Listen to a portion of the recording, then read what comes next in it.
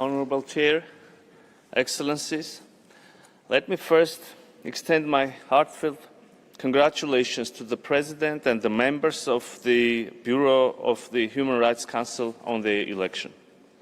I would also like to take this opportunity to convey appreciation to the High Commissioner for Human Rights and his office.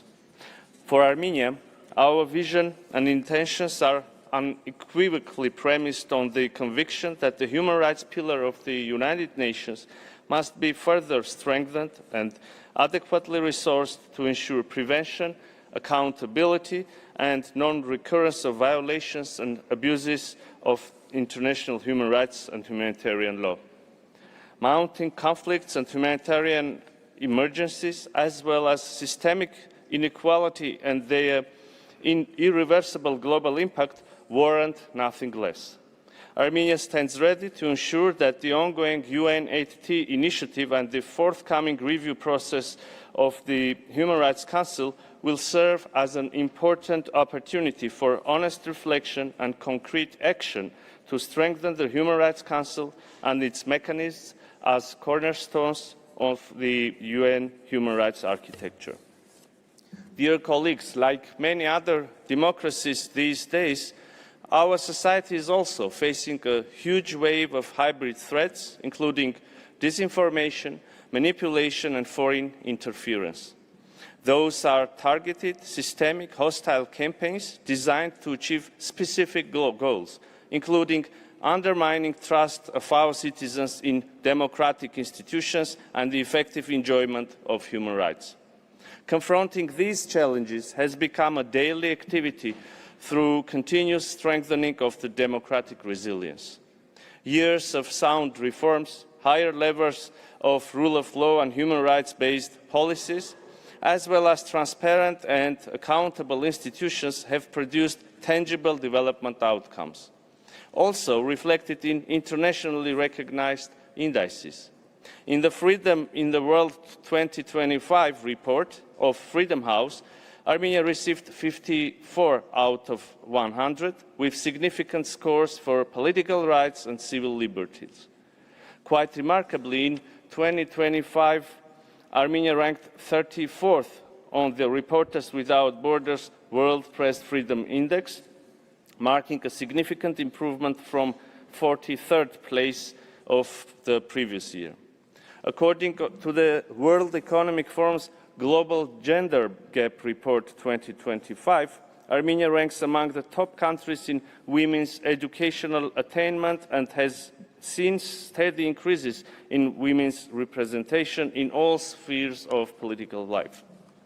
In line with Armenia's commitment to consolidating implementation of its human rights obligations, last year Armenia established its national mechanism on implementation, reporting and follow-up, and launched its supportive digital tool, the Armenia's Institutional Network for Monitoring and Reporting, AI-NEMRA, which serves as a centralized system bringing together recommendations issued by international and regional human rights mechanisms. Armenia's engagement, however, is not confined to domestic implementation. We seek to contribute substantively to the strengthening of global safeguards against the gravest violations of international law. In this context, at the present session of the Human Rights Council, Armenia will once again table the resolution on the prevention of genocide. The progressive development of this resolution has reflected emerging challenges at the intersection of international human rights law, international humanitarian law, and international criminal law, and has consolidated international consensus on the means to address them. Support by all member states to this important resolution will be much needed signal of our shared obligation to end the scourge of genocide. Excellencies, after decades of violent conflict and humanitarian emergencies, Armenia, together with Azerbaijan, took decisive actions towards establishing long-term peace in our region. Last year's Peace Summit in Washington not only established peace between the two countries, but also paved the way for trade, connectivity, and people-to-people contacts. To take this path beyond the agreements between governments, we are also planting seeds of genuine dialogue and trust between our societies, including affected populations.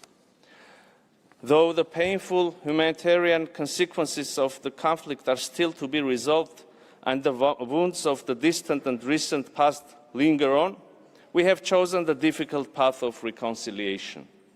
This is indeed a difficult endeavor, with 19 Armenian detainees still being held in Baku, and need for clarification of the fates of missing persons and cases of enforced disappearances, and amid dissemination of distorted historical narratives. Nevertheless, Armenia remains firmly committed to pursuing this path to its future-oriented conclusion, with the understanding that further institutionalization of peace will foster a more conducive environment for addressing the consequences of the conflict. Honourable Chair, in conclusion, I would like to underline that despite the immense pressure on multilateral institutions, we should remain and raise voices of principled optimism and express our strong conviction that the human rights system and the United Nations as a whole will emerge from this process with reinvigorated capacities to fulfill their global mandate. I thank you.